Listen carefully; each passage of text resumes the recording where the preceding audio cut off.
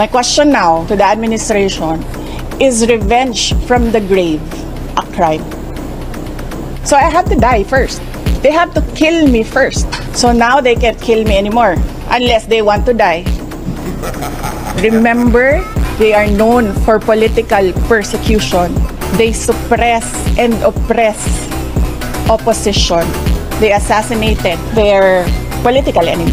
Ang hindi lang po nagawa ni Benigno Aquino Jr., hindi siya nakaganti kasi hindi siya nagbilin. But you know, Benigno Aquino Jr. is not Sara Duterte. So that's the playbook.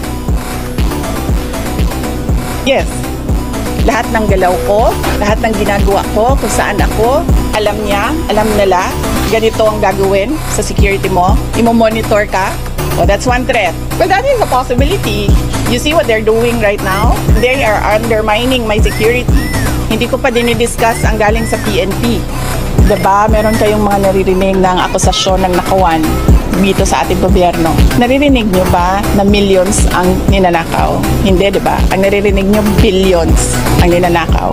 Napakaliit na amount ang 150 million. So bakit kami magnanakaw ng 150 million? Ang problem sa 125, binigay siya sa amin December na.